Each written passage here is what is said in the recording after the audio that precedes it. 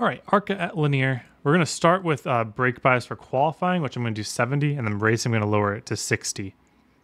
You can run it anywhere between 60 and 70. It's based on your comfort level, really, at these short tracks. Personally, I think that high brake bias for qualifying is faster, and then low brake bias for the race is more optimal. But I think that depending on the person, I think that it's the better option to go more high in the majority of cases. Oh, that wasn't where I was supposed to leave pit road. Oh well. So I'm going to do 3 laps here, not including this one. First one, I'm going to just do as hard as I can, and then we might cool down and go for a 3rd lap, just on a run-up on slightly older tires or warmed-up tires. So brake early, a little bit wide to start out with, then we cut down a little bit. 3 and 4, a little bit earlier down to the bottom. Gonna get a little loose off of 4 there. I'm just gonna roll this one and then start it again. I think that the 2nd lap is gonna be the hot lap, but I think it's not super much difference.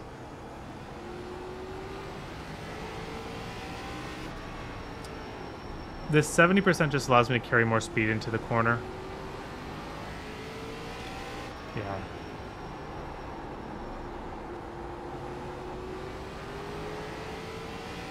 Yeah, pretty much the same. Better 3 and 4 there. I did slide my tires a little bit in the 3 and 4 of the first lap, but it was more or less fine. So, let's take a look at how we did that. So you can see here that like getting to the bottom is not the super most important thing in the world here. It's more about how much momentum can we carry. And the way that this line works, it works a lot better if you arc it in. And if you don't get it to the bottom, that's okay. With the 70% brake bias, it's going to be a little bit hard to get it all the way to the bottom. And if you try to get to the bottom really hard, then you're just going to overslow the car.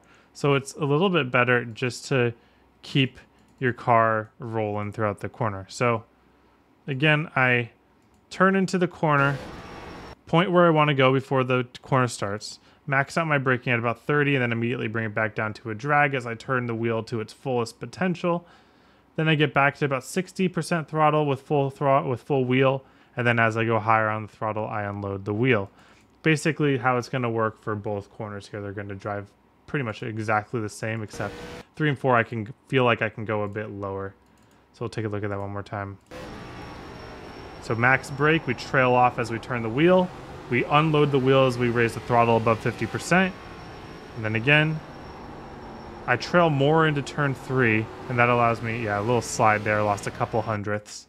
So you can see the reason that I slide is because when I raise the throttle from, it's very subtle, from half to like 60, I don't unload my wheel enough there.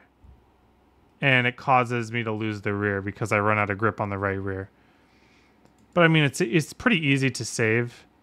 But yeah, that's it's gonna lose a little bit of time every time. The reason that I had so much more brake on turn 1 was because I had that run up. So I'm carrying more speed into the corner. Here, where I'm carrying less speed into the corner, I can just go straight into the trail and have about the same marks. Let's lower the brake bias some. I'll go to 60. It's just what I like later in the race. And if I had to choose to like my car early in the race or later in the race, I'll always choose later. Because I can always manage on the early race. And if you're trying to gap the field in the first 20 laps, it's usually kind of a bad sign. Although some of these short tracks, some of these people are insane. So that can happen. But that's kind of a different story. So my brake point is going to be less, and it's going to be earlier now. And I'm just going to be aiming to run consistent laps around the bottom. So you see I carry less speed into the corner there, but I'm able to roll the bottom. Just don't get quite the runoff, but I'm also not pushing the runoff. Notice how I don't get to full throttle until I'm pretty much on the straightaway. And like, what even is the straightaway? I'm driving this like it's a circle. Like I'm always turned. Notice my laps aren't too bad either. I don't really care where I start. Oh, jeez. That 3 and 4, man, I'm going to reset there.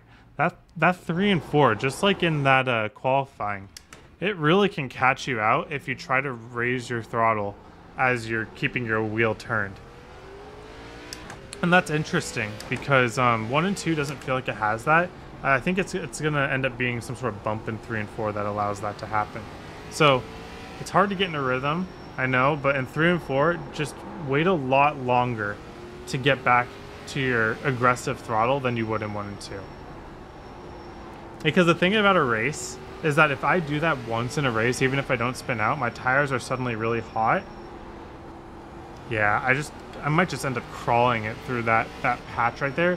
Or I can just start running this line here where I kind of laid apex a little bit.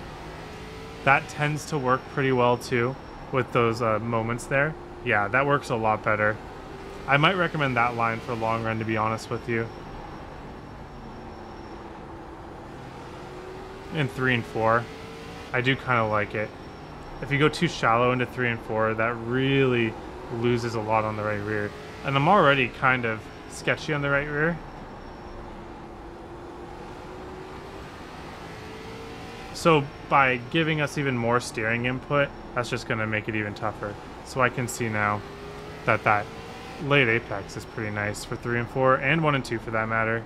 That's probably going to just end up being the line. But what's going to be interesting though is that kind of opens the door for people to try to dive bomb other people, which can lead to some really bad things. It's like I can go really deep into here, door someone like right there. So watch out for that. The wider you go, the more stable it gets, but look how much time we lose by going wide. So a lot of people are going to default to that wide groove later in the run just because that's the only thing that can keep their car under them. So if you're able to just keep your tires under you, keep consistent through these corners, you're going to just roll the bottom so much better than the rest of the field.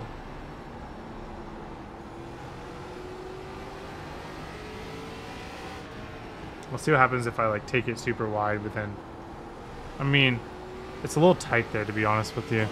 I kind of just like the late apex. I think the late apex is even better than just like the super wide normal corner.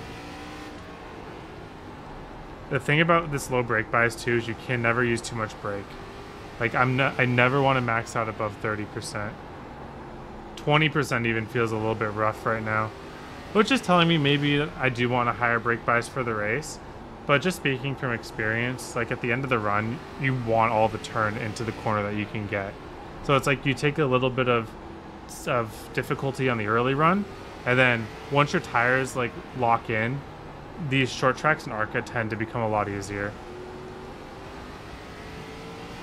Until you overstep them once, and then you make them the surface temperature of the sun again. Sometimes I'm not even going full throttle on the straightaways. Yeah, that's something you want to avoid. But it's interesting. So, I think that if you're trying to be super optimal, low brake bias is going to be the way. I think for the majority of people, running 65-ish is going to be perfectly fine for you. See, like, tire wear kind of means nothing, and then tire heat is the thing that you're trying to manage. Like, that right rear is already heating up a little bit on the outside just from a couple moments. So that's what you're trying to avoid. But all right. Thank you all for watching. Hope you have a wonderful day. Hope to see you all on the track.